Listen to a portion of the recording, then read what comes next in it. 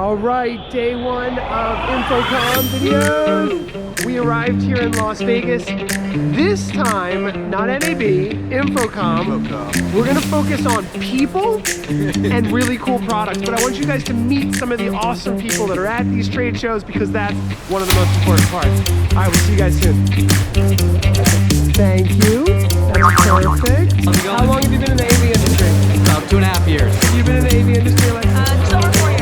Oh Lord, 15. Hey Matt, how long have you been in the AV industry? 17 Oh, years. he's got you beat by 2 years. Oh. I'm just feeling old, that's all. Right. Only 9 months. 9 months? 9 months. She's an AV baby. I am. Refuse to answer that. That's okay. 30 plus years. 30 plus years. We have the grandfather of AV over here. Literally, I am a Can grandfather. you adopt me, please? Joe, how long have you been in the AV industry? This is my 4th year. Second in Susan, I'm not going to ask you that question. Kill you if you ask me that question. Oh my. Oh, just about a year. 1 Not year? very long at all, but Another I'm AV in baby. marketing. So Oh, I've been in different marketing parts for of the longer AV than I- industry. I like Exactly. that. I'm like Okay. off to the side. I look in from a distance. Okay. About 20 years. 20 years, Yeah. congratulations. Thank you very much. And where are you from? From Peerless AV in the UK. Hey Chris, how long have you been in the AV industry? Just over 16 years. 16 years. If we add all these people up, we're gonna have 1,000 years of AV experience in one room. Scary. This is the AV meetup. Look who we bumped into, it's John Lennon. Oh, it's so good to see all these guys again. Oh my gosh, You know. Teradek, everybody loves this stuff. Show us what you got. What Okay, you doing all right, here? so what we have is something quite new here, okay? We have just released a new encoder that can send video from LA to London in under 100 milliseconds Wow. with 5% packet loss. Been to my good friend Chris Netto at InfoComm. I'm not hosting, but I'm going to be at the AV Tweet Up. If you guys are not there, that's where you need to be. If you are on the socials, it is the AV Tweet Up sponsored by Starin. AV Tweets, that is hashtag AV Tweets, AVTW. On Sundays, we put AV Tweets over to the side for a little bit. We use another hashtag called AV in the AM. That's hashtag AV in the AM. That is a specific chat that we run on Sundays. Tighter knit community here at InfoComm. You really can get to know a lot of people here. So this is not your first trade show this week, Will. No, if you see the nice tan that I have, it's because I've been in sunny LA for the last 5 days at the North American Music Merchant Show, where we were showing off MIDI integration to all the music people in the world. So more on that coming at you soon. Lucky But you. yeah, That sounds like a fun show to be at. was. All musicians. so fun. We saw Stevie Wonder play pianos like in What? a booth next You to saw us. Stevie Wonder? Yeah, Stevie Wonder walked What? right past us. If Stevie Wonder, is he gonna come to InfoComm, you think? He should. I invited him. You don't get those types of people at InfoComm, but you do get really cool people, so we'll... And we're all about bringing students owning and operating that esports franchise in the school. So it's not just about playing the games, but they're learning how to use all this gear that you see here to produce a full esports show, whether it's in the classroom or they take it on the road all the way to the state and national championships. So how hot is it in Vegas right now? 104 degrees. It's going to be 111 degrees by the end of InfoComm this year. So there's gonna be some hot new products that are literally going to fry up if the air conditioning in this building stops working.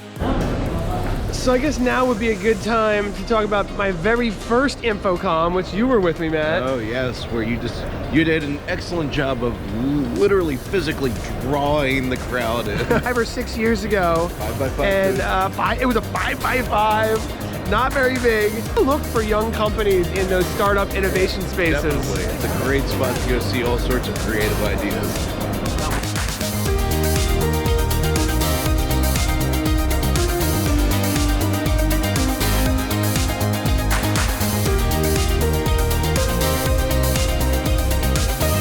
Really awesome guys from Zoom here. We've got Sam, how do you say your last name? Kokaiko. Kokaiko, I'm glad I didn't try. That's a little tricky. And they've got Andy Carluccio. Lucio, yeah. Carluccio. These guys both are in some really interesting parts of Zoom, kind of more on the broadcast video side? Is that be? Sam, why don't you explain what part of Zoom you're a part of? Yeah, so I lead the production arm of event services. So I have a handful of teams under me that run everything from our hybrid return to office virtual tour program to our production specialist team that works on some of the biggest Zoom events. Anything that's using Zoom to kind of bridge outside of what we can do natively in the platform into third-party production, AV switching, tying multiple meetings and webinars together in fun and crazy ways. Behind the scenes at Zoomtopia. Yes, sir. You would see Sam there. Leading tech for Zoomtopia for 4 years now. We got a really crazy show built for you this year. So Andy's company has been acquired by Zoom, and Andy's company did a lot of more higher end kind of broadcast control aspects. Can you tell me what's happening with your company and Zoom? Yeah, absolutely. So I was the CEO of a company called Liminal Entertainment Technologies, and in December of last year, Zoom acquired that company and brought over our assets, which were Zoom OSC and Zoom ISO, as well as our key personnel, myself, my colleague Jonathan Cocatello. And so now I'm the head of events engineering. So we deal with the concepts of event and broadcast at a product level across the organization. So all sorts of different apps and products that we offer. How can we make event workflows more tenable using what we learned from building Zoom OSC and Zoom ISO, and of course continuing to support them. Good, Zach, you're on the vlog real quick. So Zach, tell me about your business. Zach was part of STEM Audio. They were acquired by Shure. Now you get to wear this beautiful Shure necklace and everything. Tell us about the new big job that you got over here. All right, the new big job. I was once head of North American sales. Now I'm just a sales manager. Oh. So I gotta. Ouch! Sorry, I didn't mean to bring that up. Yeah, that one hurt. Ouch.